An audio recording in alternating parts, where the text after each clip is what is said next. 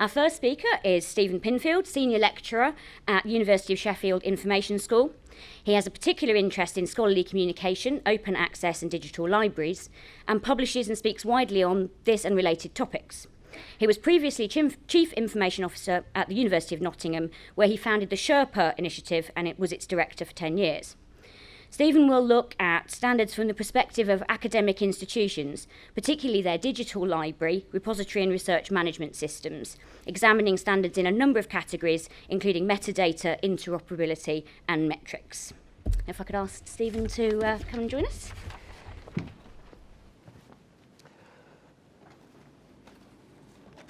Well, thank you very much, and good afternoon, everybody. Before I start talking about standards, could I just take this opportunity for 10 seconds to do a bit of an advertisement? I've just been awarded a research grant, a Research Council's research grant, to look at megajournals, open access megajournals, a joint project between Sheffield and the University of Loughborough. So I'm interested in talking to anybody who is running a megajournal, is thinking of running a megajournal, would like to run a megajournal, has decided not to run a megajournal, and because we're interested in talking to you. This is going to be a mixed methods study using both quantitative and qualitative methods. And I'd be interested if you could come and talk to me afterwards, maybe if you're interested in participating. And if you don't come and talk to me, I may well come and talk to you. So I hope that's okay. Anyway, on to standards. What I'd like to do then is talk about standards from the particular perspective of higher education institutions. But as the first speaker, I'm also going to make some general remarks about standards that I hope will be picked up both by other speakers and also by our discussion. I'm going to be focusing on standards, particularly in the area of digital libraries, repositories, and research management systems. And one of the interesting things that's happening in the higher education sector at the moment is that increasingly systems in those different areas are expected to become more and more interoperable. So standards are an important aspect of that consideration. The general perspective I'll be bringing to this is that standards are a good thing, and I'm expecting that perspective to be generally shared by the audience. So I'm not going to kind of try and demonstrate that to you. We all know the potential benefits of standards, of improving interoperability, of reducing unnecessary duplication, that kind of thing. So I won't be talking about that in particular. I will be talking, though, about some of the challenges involved in making standards work. To begin with, though, the first question I'd like to ask is around the title, standards initiated and adopted by the academic community. Whose standards are they anyway? Why ask whose standards are they anyway? Surely the point of standards is that they are standard, and it doesn't matter where they were initiated. And that's one of the good things about them, that actually they are adopted across sector and so on. Well, yes, in theory, that is the case. But the reality is that there are standards that are commonly used in our community as well as others, which are seen as coming from a particular perspective, and that does impact on the way in which they're implemented and on adoption levels. So, for example, OAI-PMH, the Open Archives Initiative Protocol for Metadata Harvesting, is generally seen as a standard coming out of the academic community, and that does affect attitudes and implementation approaches. On the other hand, standards coming out of Crossref, for example, are generally seen as publisher-initiated, and once again, that affects the way in which they're viewed. Now, that's neither a good thing or a bad thing, but I think it needs to be recognised when we're talking about standards. There's an important element here around support, around community support. Now, there is a saying that there is a Dilbert cartoon for any managerial situation, and standards are no exception. So here is one of them.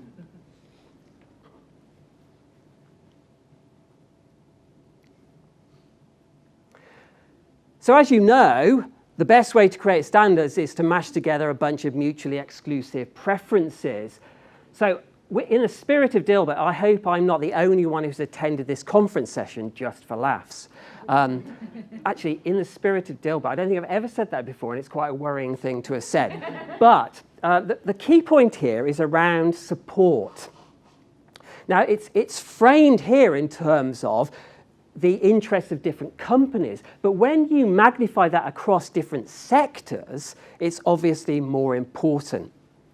What I'd add from an academic institution perspective, by the way, is that it's true also within individual organisations. You know, the well-known saying that universities are a group of disparate individuals all held together by a common interest in car parking definitely applies in this case, that there are a bunch of different interests, all of which are competing or at least in relationship to each other in single institutions.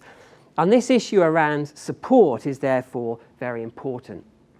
Now, in putting together this presentation, I looked not only at the literature, but also consulted a number of colleagues in the higher education sector about their views about what the important standards were. And I got a number of quite perceptive comments in this whole area. And this is one of them that I'd like to draw to your attention. Let me just read it to you. So standards only have value to the extent that they facilitate something useful happening and that the lead provider of the useful thing agrees to use them. So I would say importance derives from political support, which might then translate into practical use. Two things here which are emphasised. First of all, utility. This is about useful things happening. But the second is the thing I've already just talked about, which is around support. So having talked about that, and I'll come back to it in just a moment, let me just say something around the utility argument. And once again, there is a Dilbert situation here.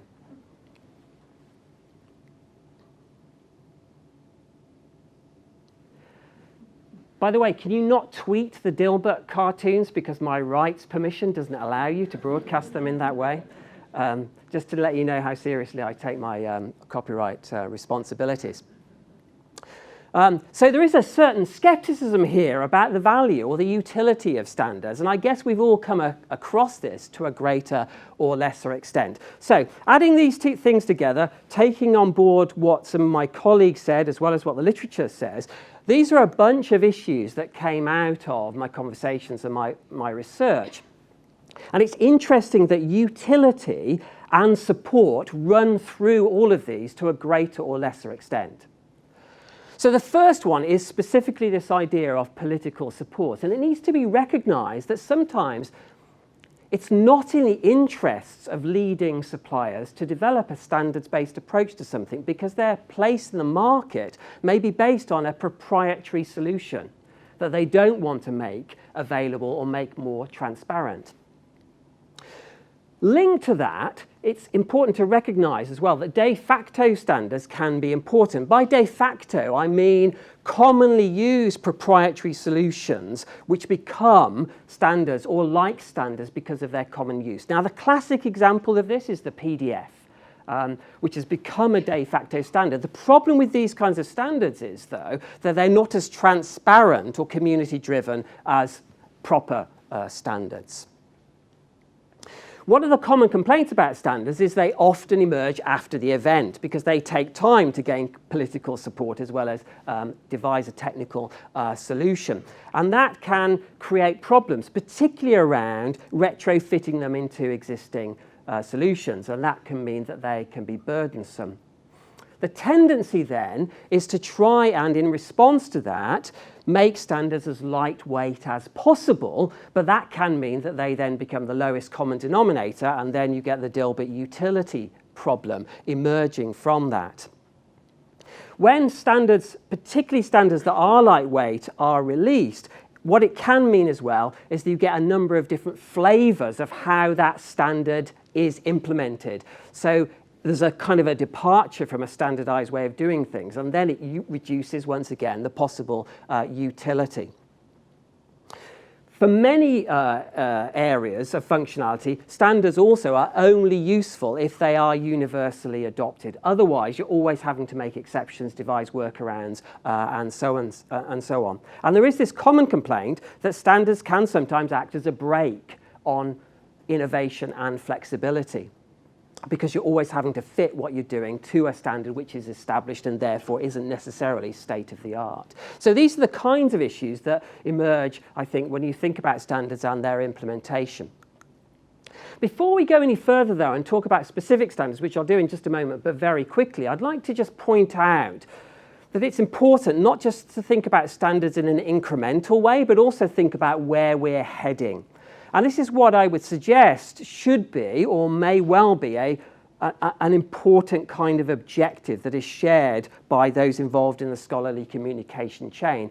It's expressed here by Cameron Naylan, but there are a number of people that have written about this networked enabled research communication system, which he suggests has a number of characteristics that are listed here, open access being one of them, which is taken for granted, and also clarity around reuse rights, not just gratis open access.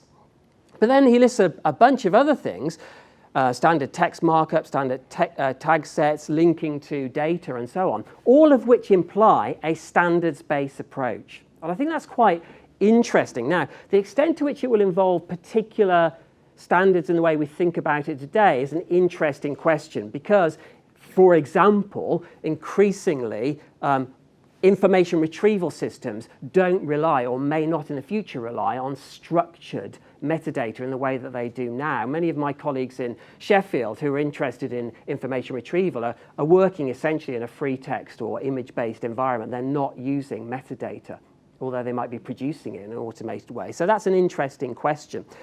But what this environment will enable is new kinds of scientific investigation, as well as existing kinds being made easier.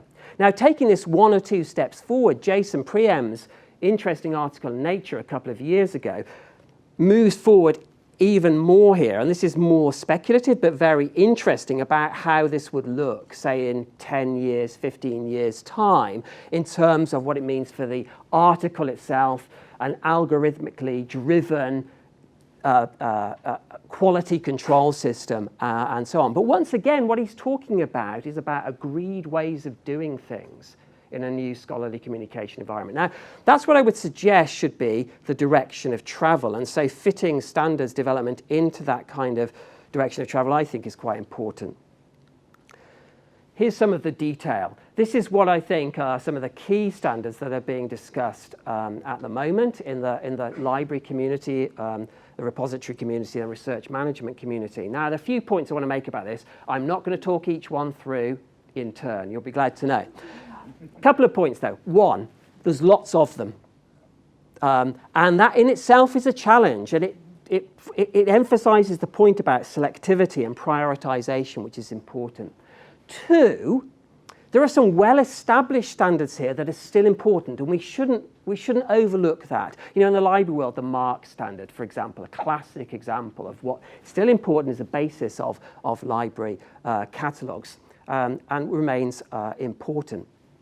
Three, there are some standards here that then form the basis of other standards. So there's a layering of standards. Now, that's partly why I've included XML, because it is a basis for many other standards. And that adds complexity, although it is deriving the real benefits of those kinds of standards as well.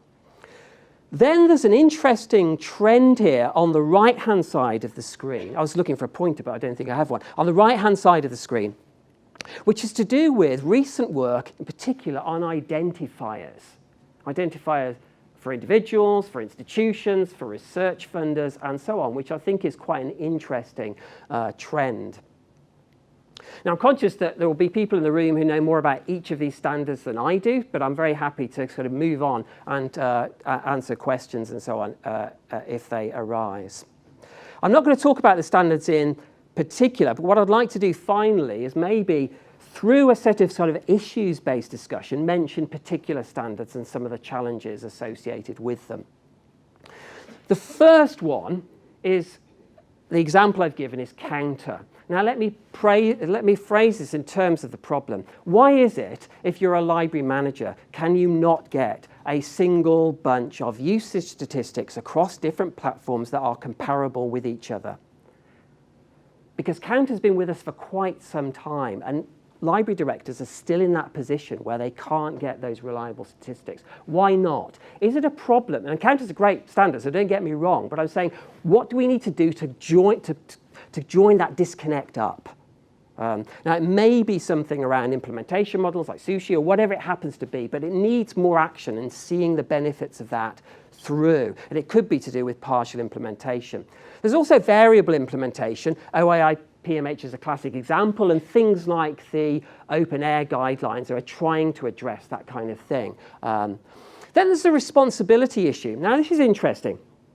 If a standard relies on a large number of people having to implement it, it then adds complexity to its implementation. ORCID possibly relies on authors themselves having to take this on board. It may or may not, but many implementation methods seem to imply that. Is that a realistic way forward to expect everybody in the community to adopt the standard? Because if it is, it could take some time, or incentives have got to be devised to allow that to happen. Then there's country-specific issues. This standard here is about compliance with Research Council's UK open access policy.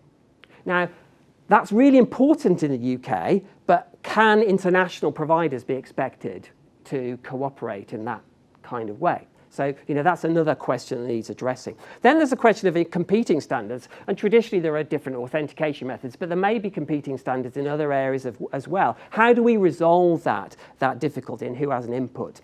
And then there's some issues around, well, where there aren't any standards. The classic example here is around altmetrics. And this may be one where we need a solution, but standards take time to address. So I'm going to be very interested to see what Nettie has to say about this, because I know there is some activity around altmetrics.